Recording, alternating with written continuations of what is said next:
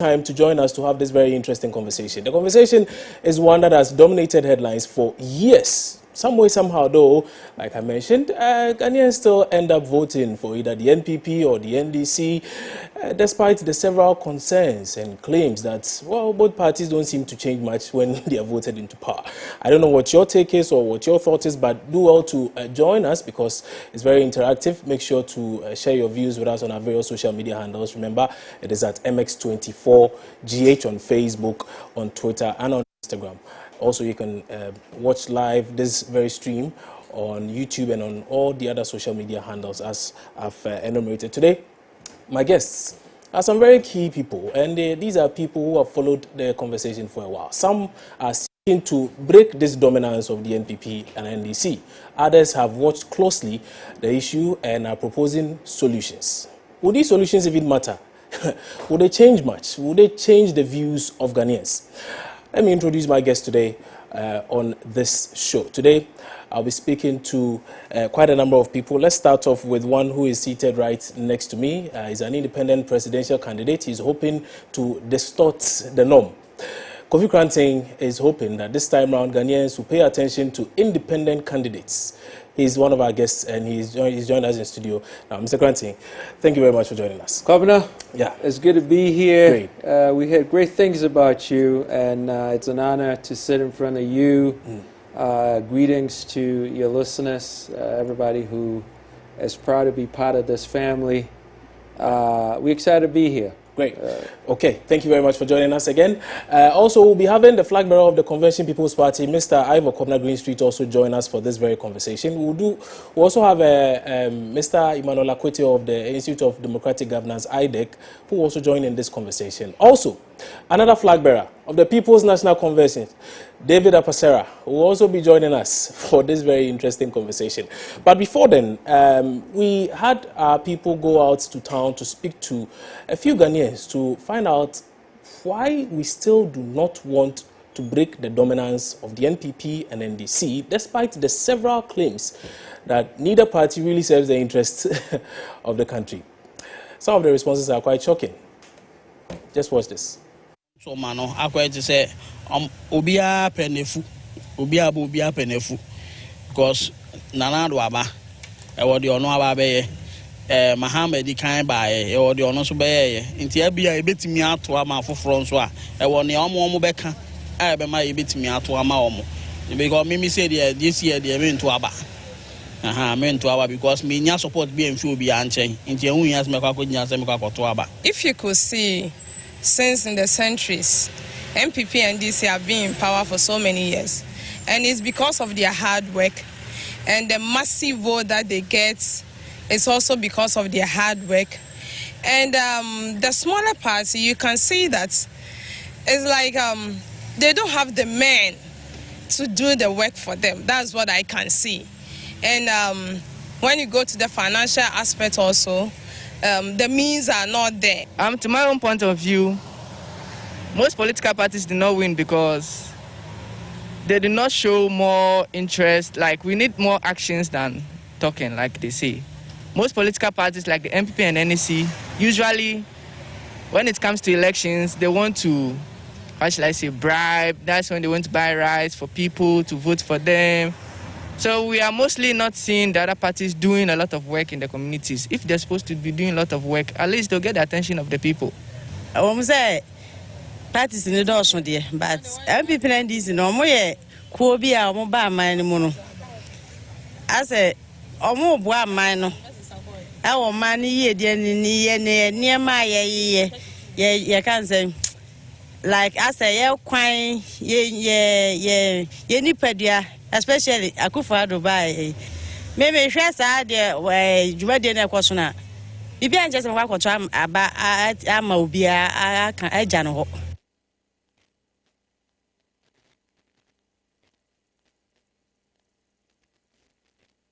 as they spoke to MX24.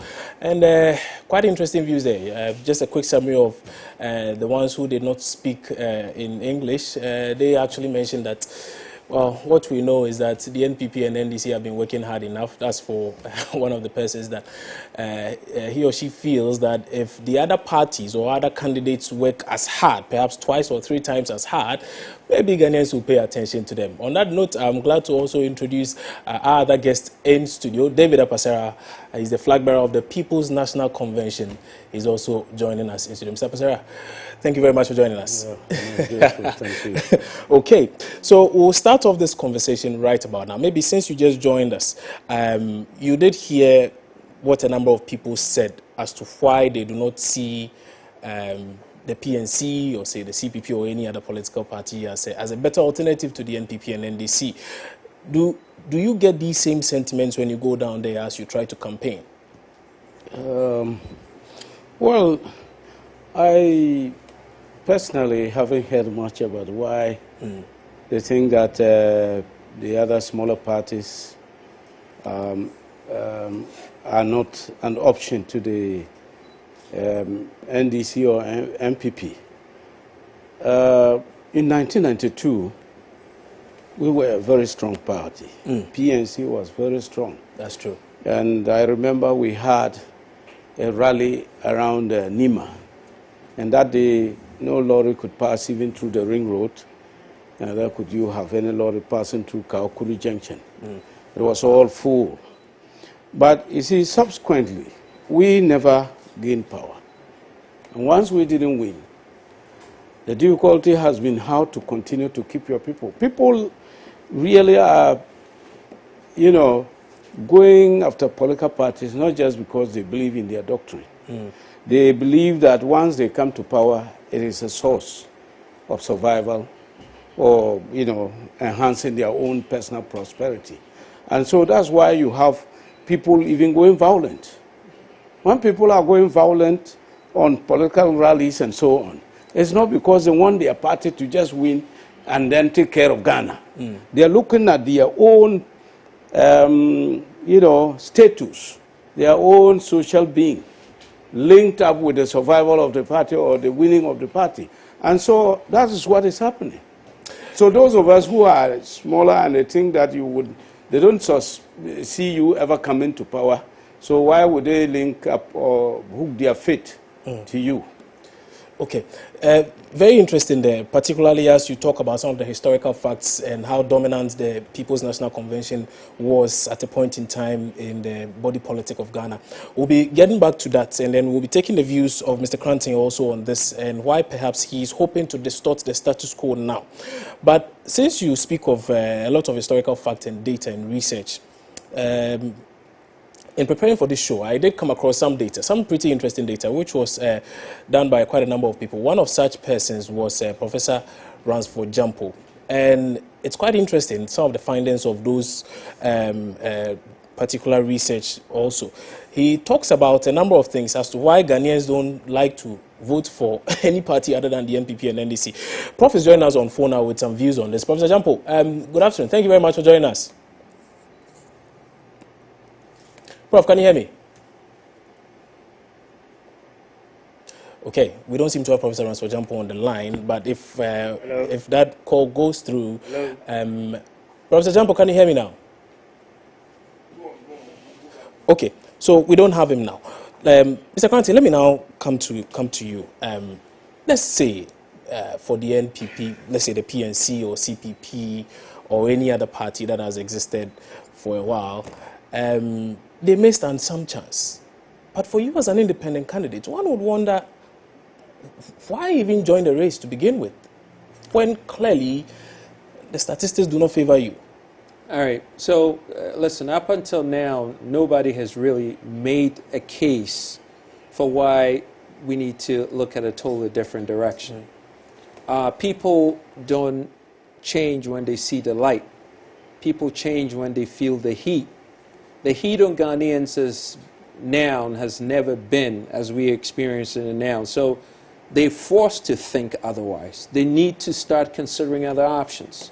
And when they listen to me, just like you asked our brother, Mr. Apasera, why do people have this sort of this notion that maybe perhaps if it's not NDC, NPP, you can't win? people think that before I speak to them. Once they hear me speak, they change. You with me? Why? Is because it's a stark difference from what they used to. The nonsense of the NDC and NPP people are tired of. Listen, we need to start coming to the realization that we need to look at performance and results. When Ghanaians start talking performance and results, everything changes. We haven't seen the performance, we haven't seen the results. And that's the two ingredients that matter. It's not how big you are. Somehow we associate bigness to effectiveness, but it hasn't happened. 123 ministers, what have we gotten? Zilch. And it continues to be the game that they play, which we call the master deception. It's a deception. The deception that you will feel that without size, you could maybe allocate safety with it, but it doesn't happen. People are still burning in their homes. People don't have electricity. You have over 800,000 unemployed graduates roaming around, and then you talk about one district, one factory. We don't see any results. So when people are starting to think... That cannot be an entirely accurate point. There are factories that have been commissioned, some which are currently working. Absolutely, but when you don't have a greater portion of the educated people who have come out, who are graduates, employed, then yes, you may have factories. Yes, you're right, but to what result? You see, we have to be very results conscious, and this is where the whole country, we have been lied to look at something else other than results. We look at stuff. Stuff is just fluff. You know, we want to look at results, and from results, people's lives get elevated. Okay, that's the only thing that matters in this game. You speak of results. In 2016, Ghanaians looked at the results. They took a decision based on the results. They saw what the situation was and kicked out one government. Why were you not an option at the time? And perhaps maybe you didn't contest, but let me maybe find out from the PNC. You have continuously contested all of these elections. Your numbers keep reducing, yet you say you are an alternative. Why should anybody take you seriously? Yeah, well, like I'm saying, the numbers are reducing in the past. I believe that we are getting to a stage where people will refuse to tie their fate with the bigger political parties. Just like he's saying. You see, the notion has been, let me go with a bigger party. When they win, it will be different. And we've gotten to a stage where people are not thinking as a collective. They are thinking as individuals. And because they are thinking about themselves as individuals, they think that, look, if I belong to party A and it wins, I personally will be, salvaged. It is getting to a stage where the Ghanaian will know that, look, whether bigger party and the other bigger party, I'm not going to be salvaged. So it's better I begin to look elsewhere. That is where it is, and that is the beginning now. Once upon a time, the PNC was a big party. Yes. Very big party. What happened? You see, I think we also sort of lacked some passion. I believe that one has to work very hard. One has to go down to the people.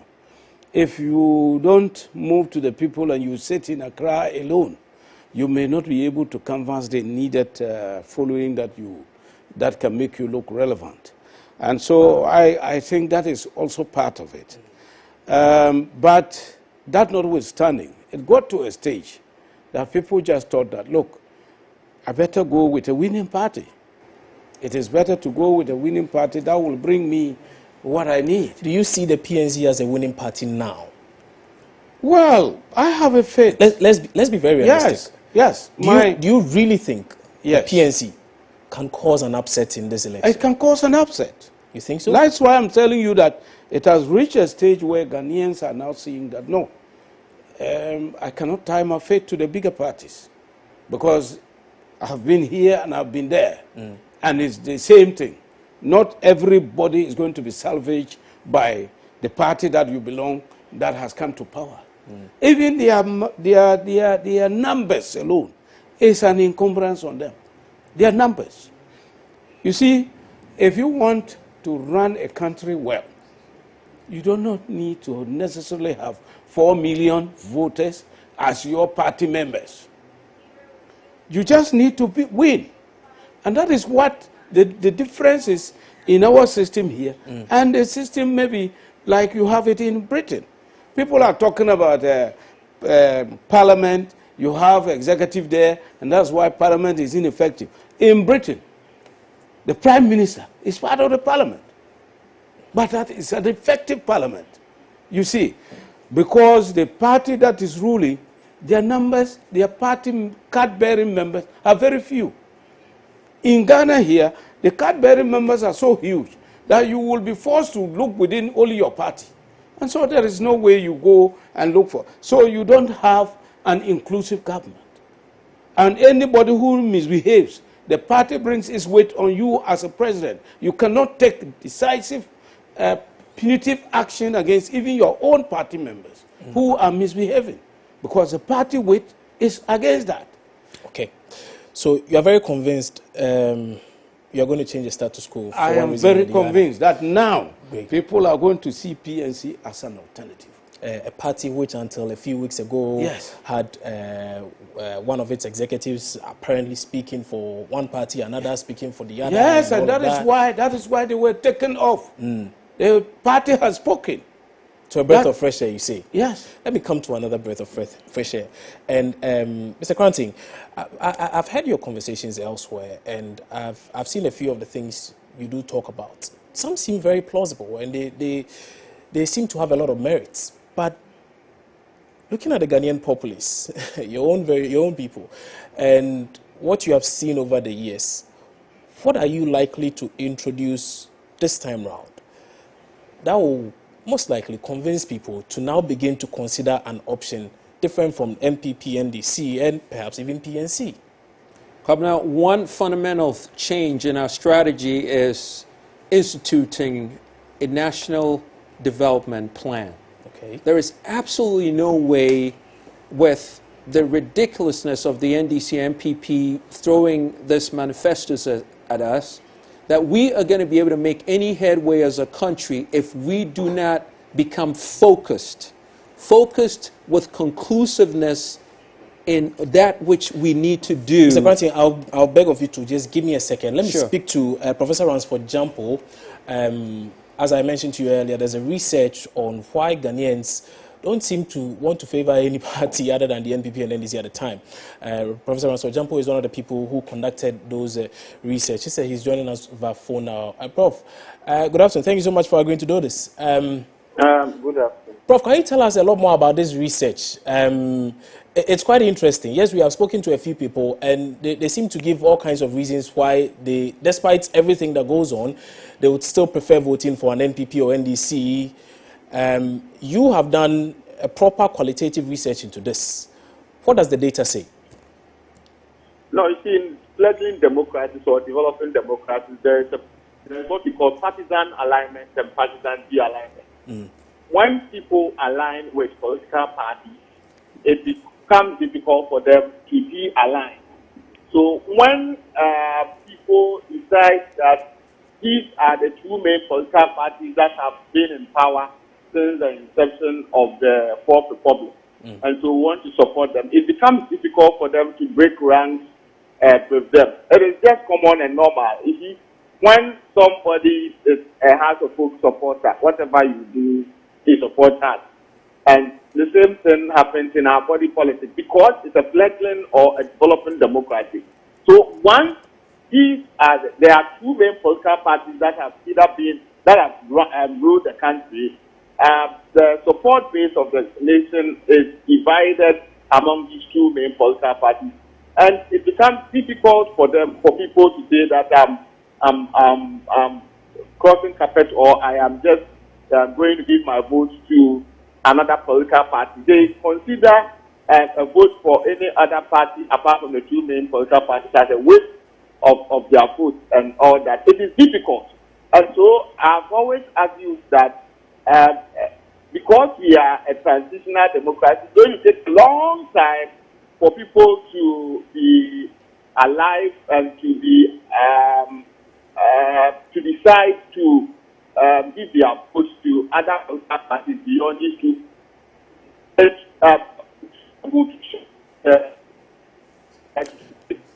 Professor Jampo, we seem to be losing you, but if you could reposition yourself, I would be very happy. And also, as you do that, let me ask now, let's say perhaps the data we have is from people who have been voting for some time now. Hello? Yes. Prof, can you hear me now? Yeah, I can hear you. I told you I'm traveling. Yes. It's understandable. Don't worry. Make the point. Yeah. So my point is that it is difficult for people to do what we call partisan dialogue.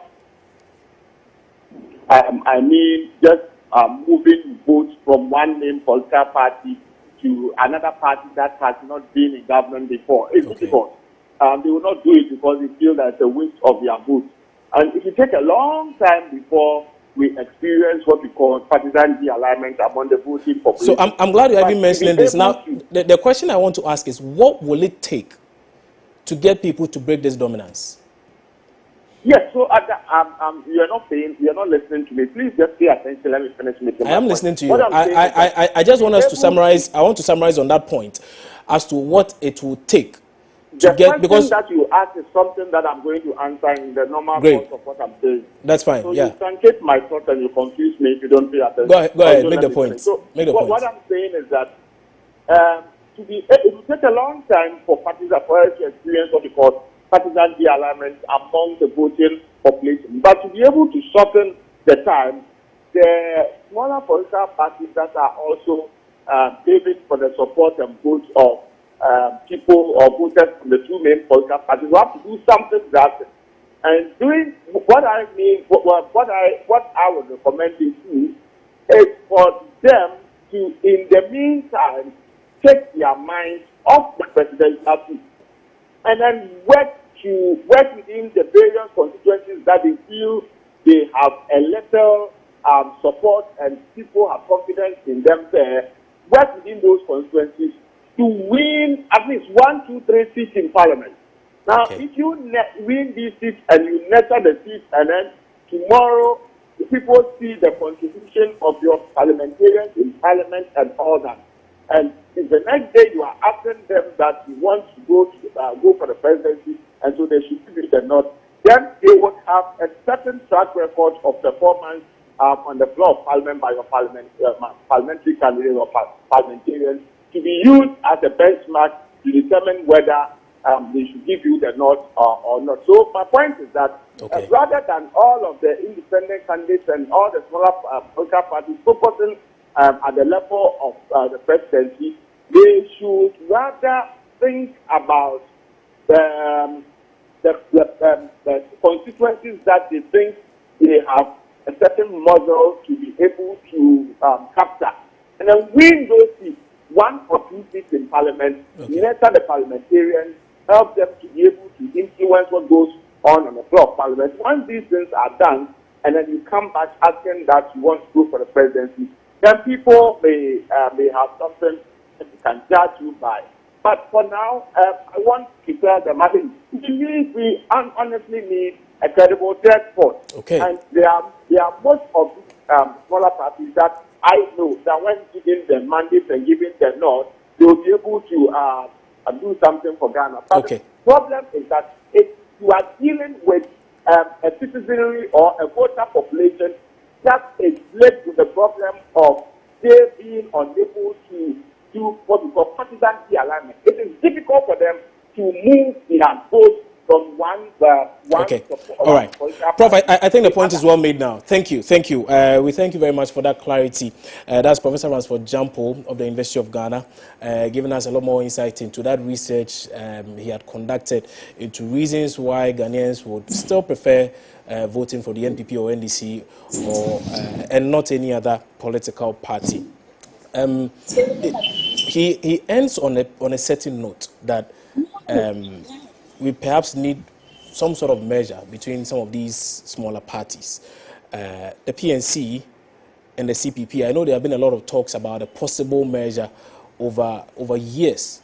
As to why it hasn't happened, I don't know. I can't tell. But just hold on briefly. I'll take your thoughts on this, but hold on briefly as I bring your colleague on the other side, Mr. Ivor Kwabena Greenstreet, who is joining us via Zoom. He's joining this conversation now to perhaps take this particular question as to why the PNC and CPP have failed to come together to become a credible alternative to the NPP and NDC. Mr. Greenstreet, good afternoon. Thank you so much for agreeing to do this.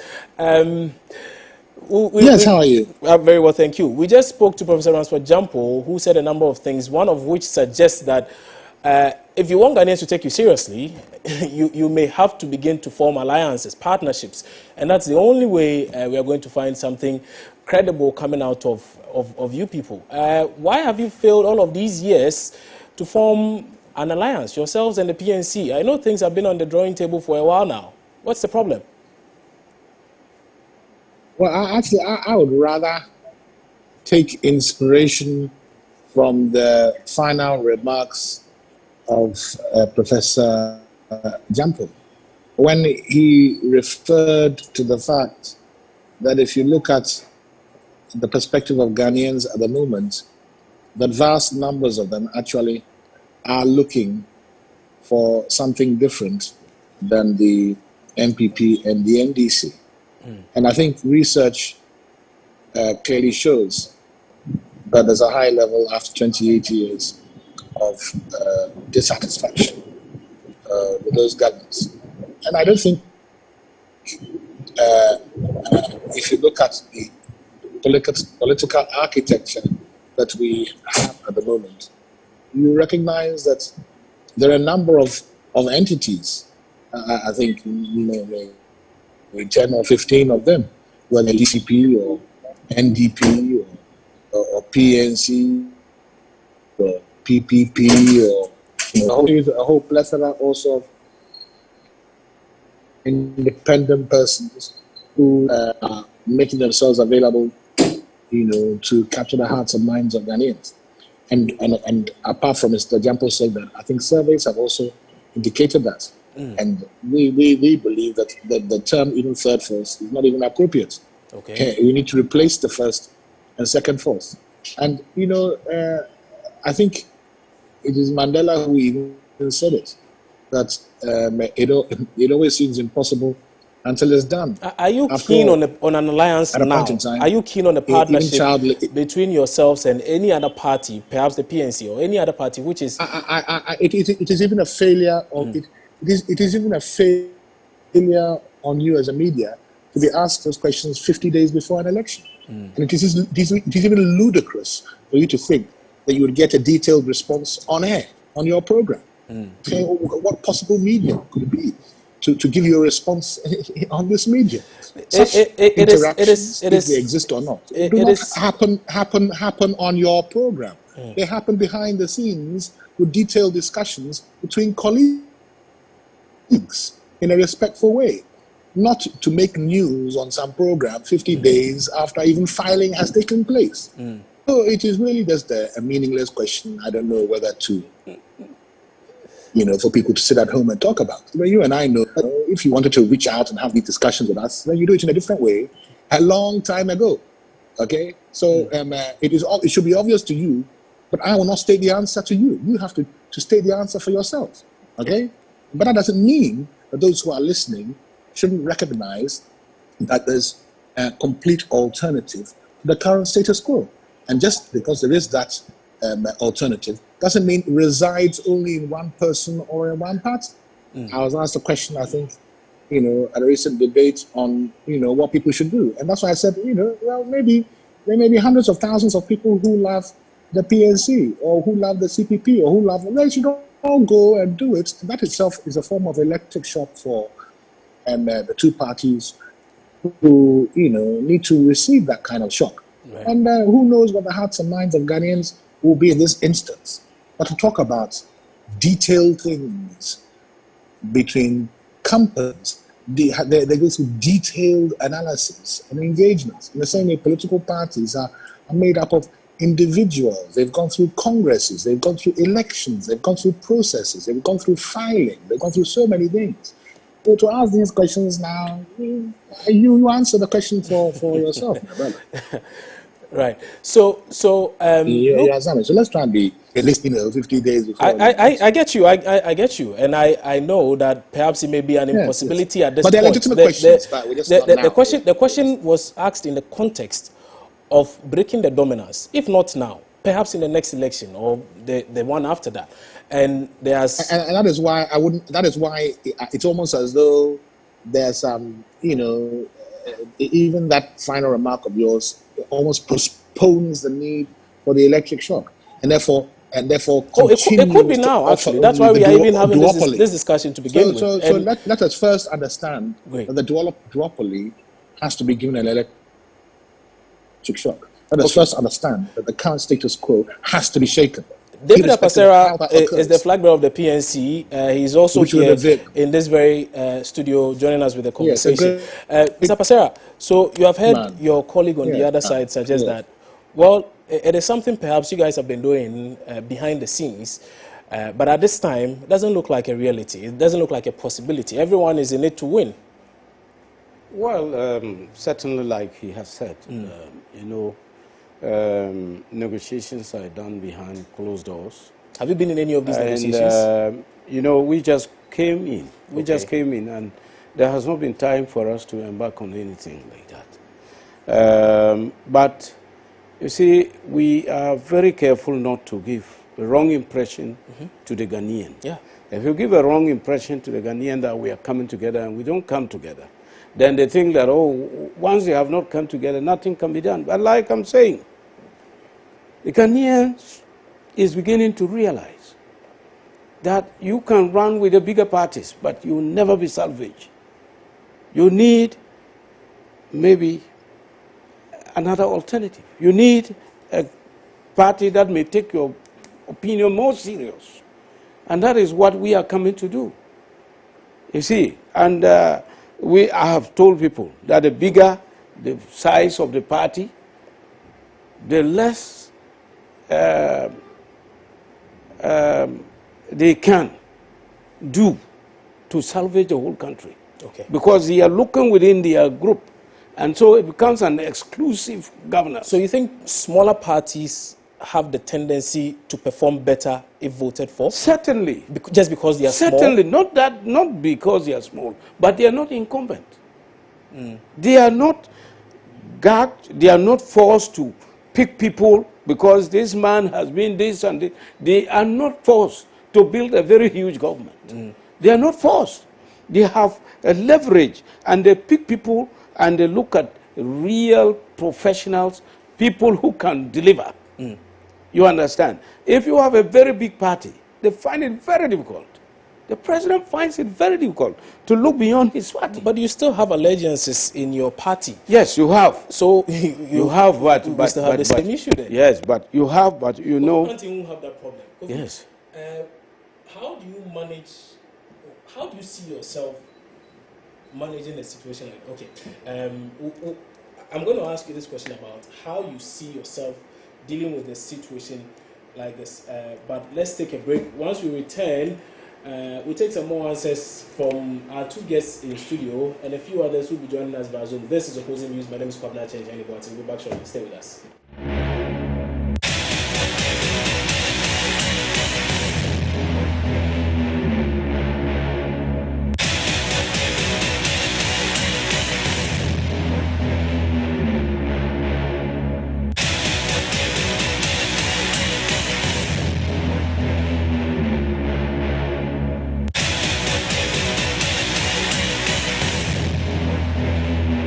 No, this is not business as usual. This is a different kind of business. From the global stock market, to our central bank, to insights on insurance and investment, Spotlight is the show for you. Here, we look beyond the numbers. On Spotlight, we'll tell you the complexity behind the figures. On Spotlight, we examine hardcore financial issues. Join me, Philip Nanfuri, on MX24, together with policymakers and experts as we talk business.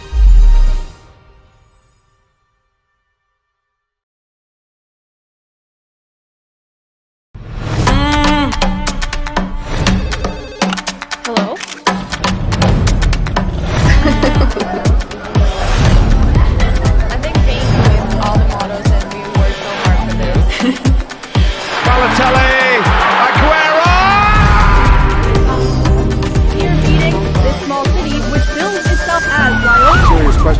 president. He's had enough. He walks out. Words have power. TV has power. My pen has power. They were taken off Twitter. My voter showed. You might as well just confess it. So if I derail 90 seconds. His name on the Champions League trophy. Your first ever runway show is in just 5. I'm menswear. Yeah, I'm menswear. My guest tonight is a multi-platinum selling recording artist whose new album is called Rolling Papers 2. Please welcome Wiz Khalifa.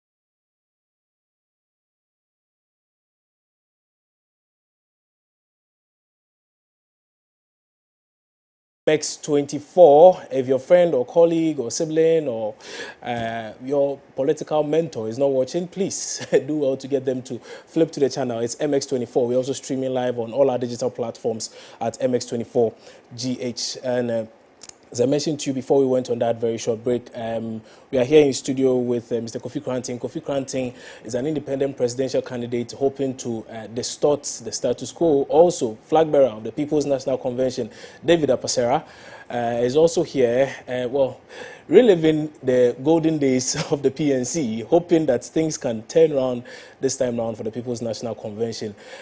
So much so that they will cause an upset in the 2020 polls. Mr. Kyenkyenhene, just before we went on that break, we were talking about what it would take for someone like yourself. So Mr. Apasera had suggested that the bigger parties are unable to deliver because of the numbers, and that with fewer numbers, there are fewer people to be loyal to or to get into the fold when it comes to appointments here and there. So you'll be focused on the governance and not so much on pleasing people. I suppose that's it. Okay. So with you not having any alliances or allegiances, some would say then that perhaps you are the best candidate for the job. That I am. Okay, and thanks for endorsing me. He just endorsed me, by the way. It's code for endorsement, so he has endorsed me. But the priority has to be on competence. There you go. I rest my case. I don't need to say anything. It's not size. It's not all the other. So you disagree with him then? No, I think, listen, I understand the point he wants to make, but it's competence first. And you see, there's an element out of the competence that we always put aside, which is being functional. You can be competent and not know how to be functional, and you still don't get 100% of the work done. So we want the competent people to also know how to deliver, when to deliver. And that's when functionality comes in. And we're not trained to be functional because, listen, 275 parliamentarians, they don't know how to think. Thinking is a discipline all by itself that you need to be taught and develop. We take it for granted that, hey, just because I've gone to school, I've gotten a degree, you could do stuff. No. It requires it's a science. You understand? You need to, and that's why we always talk about science-based, data-driven, human-centered consciousness to leadership. It's a whole different paradigm. Kwabena, listen to me. It's a different paradigm. These guys don't know what they're talking about. They talk stuff. You know, we have a manifesto. What's that? 28 years, it didn't save you. Did it do anything? Have you paid attention? Come on. It hasn't done anything. It's not going to do anything because the bottom line is we have sent the wrong dogs to the hunt. They're not bringing any catch home. They're not even coming home. You understand me? They're not coming home. They're going to get lost in the bush. So you need a whole different paradigm. So you are condemning these parties. I don't need to condemn them. Their results condemn them. What are the alternatives you are proposing? Policy alternatives. A new vision. A totally new vision. We want a Ghana that works. We want a Ghana where infrastructure is a key. We build our roads. We have a national development plan that nobody entrenched in the constitution that nobody could change. We need a Ghana where the ministers are going to be specifically trained and to show not only competence but functionality to what they need to deliver for the people. And if you don't do your job, you are fired, not repositioned. Like this is a little chess game that we're playing. You know what I'm saying? So people are going to be responsible. The president has a duty to put together, assemble the best of the best, to create an environment that recruits the best. All the good people in Ghana are leaving Ghana because they are going for greener pastures. You know why? Because they don't feel like Ghana is a platform for them to harness their competence. All the young guys and the young girls that I speak with. I want to know your policy alternatives. So, for instance, the NDC is talking about creating more jobs, the big push agenda, and how they want to create a lot more jobs for the youth, the teeming unemployed youth. They speak about legalizing Okada. The NPP talks about free SHS and how they've managed to do this. Now they are talking about, the NDC is talking about free technical vocational education training and all. So all of these people, these political parties you are talking about now, are providing policy alternatives. What are your policy alternatives? Okay, so for starters, number one, we're going to invest heavily into agriculture. But that is being done. Is it not being done? No, it's not. You're not seeing the results. You see, everything I talk about is from a results perspective. If you're not seeing the results, then forget about it being done. You could talk all about it, but we want to see results. The results have started showing. Okay. For instance, clear case in point, planting for food and jobs. Okay, so as compared to what should be the attachment to that delivery?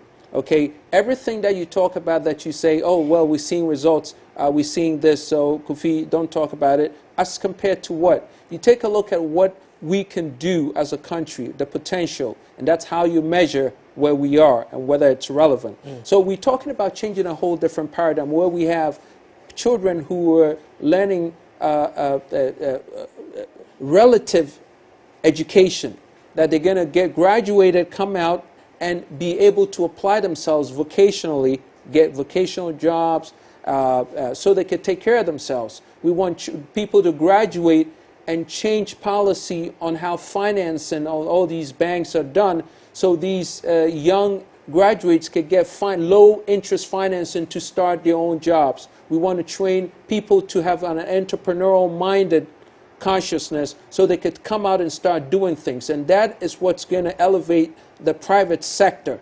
But the government first needs to have a serious agenda in building infrastructure, having institutional infrastructure systems so that things are integrated. Kwabena, we don't have an integrated system. Things are bits and pieces. If you don't have an integrated system, then it means the person who invests into the private sector now has to build a system for them to put their business on top for it to function. Government goes in and puts in a structure that's full-fledged and it's complete and it's integrated so that when people come into the private sector and they're investing money, they know they're going to get a result, deemed result. That's the policy position that's totally seems different. to have a clear plan as to how to make things work. Should he be given the nod? The PNC, what's your strategy? We have a clear plan. What's your strategy? We are saying this. You don't have to be importing everything. We should work to stop importation. And that means we should industrialize. So first of all, it's not working. It's not working because we are still importing the rice. Why do you have very fertile lands, better lands, and you cannot produce enough rice to feed your population and export, but you are going out to bring in rice? It means it's not working. And we are saying that, look, we are going to go there and make sure that we have the rice mills at the places where we can get the land, the fertile land. Let the people cultivate it there, mill the rice there, feed the population and export, and then make sure that it works out that when you are making a profit, 30% of it is retained in that village to boost developmental projects in that village and retain the youth in that village. They will see that this is work. They are working. You understand? Now, the other issue is you go and you produce crude oil here. You have a refinery that was built by a visionary leader. And then you go, you don't refine anything. You go outside and then bring finished petroleum product. Petrol, diesel, what have you. Meanwhile, you have a refinery. And you are exporting crude oil at a very cheap price. So what we are going to do is that, look, we are going to stop exporting our crude oil. Really? Yes. We will refine enough until our capacity is full. We don't export it. No exports at all? Yes. We are going to export the finished product too.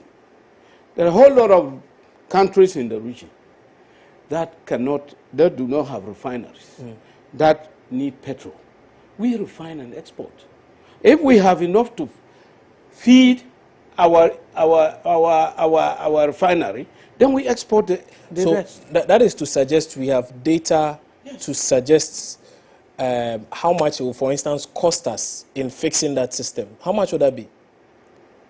How much will what cost? If we are saying the refinery is working, right now. The refinery is working now. You can even expand the refinery. It was built with the purpose of giving room for an expansion. We could expand it. But even we are not working at full capacity. And I am telling you that we are running dollars on our street. We are burning dollars instead of cities. And that's why, you see, your city is falling. It's collapsing every day because you bag dollars and go and buy petrol and bring. So we're going to stop that. And then you are looking at energy. Energy is a problem. The cost of it. The cost of it. In fact, when Nkrumah started their Akosombo Dam, he says his attention was drawn to the fact that Ghana needed to be industrialized, and you could not industrialize with a high cost of energy for that. And so he was exploring ways and means of getting it at a very cheap price. Now look at the cost. Take a look at this. I've heard what both of you have said, and I've just opposed it with the research that had come out. But I want both of you to take a look at this infographic we are putting on your screen now. Between 1992 and 2016, this is what the data suggests. That in 1992, the NPP had something in the region of 30.3%, the NDC had 58.5%, PNC 6.7%. Let me focus on PNC since you are here. Between 1992 and now, you've gone from 6.7% to 0.21%. Almost negligible, some would say. Yeah, that's right. I don't have the data for the independent candidates here. I have it on a different slide. But I just want us to look at this. And this is how we're going to wrap up. Now, as you see this, Mr. Pasara, let's start with you. What do you see changing in 2020? How is this data going to be any different? You see, if you look at it, 1992, that is when we had President Human himself contesting. And I can tell you that even this result was flawed. And that's why we boycotted the 1992 parliamentary election. This is just a presidential election. This is presidential election. And 1992, it was flawed. The election, the process was, twisted and turned. Give me specifics. I want to know. Will this data change in 2020? The data this downward trend. You see, will it change in 2020? By what margin? How are you going to flip 0.21%? Yes. To 50 plus 1, you say? 50% plus 1.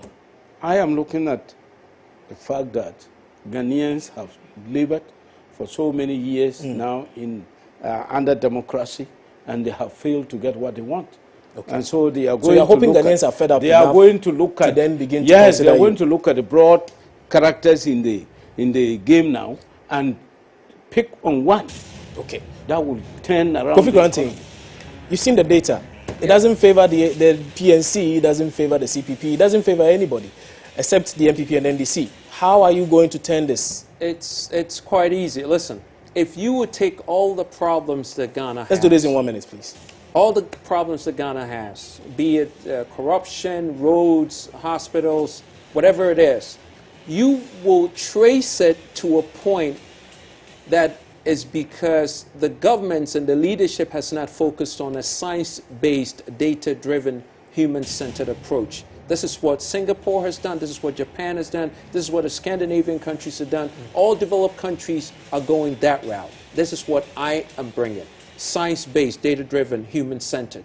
I am bold. Ghanaians need a bold leadership. Ghanaians need a decisive leadership. A leadership that knows what they're doing and has an engineering background and is here to tell the truth to the people and serve the people. That is what we are here to do. Data-driven leadership. That is what Kofi Kyenkyenhene is promising. Also, Mr. Pasera of the People's National Convention is saying, Ghanaians, please, you're fed up, eh?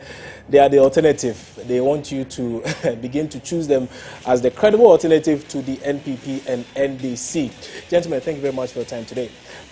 We also did have, join us in this very conversation, Ivor Kwabena Greenstreet, who is the flag bearer of the Convention People's Party, as well as we did have Professor Ransford Jampo as well. Yes. So that has been another edition of 20. Pardon me, it's not 21 minutes with KKB. This is Opposing Views. My name is Kwabena Kyenkyenhene Boateng. I'll see you same time on Wednesday from 12 p.m. to 1 p.m. Thank you for your time.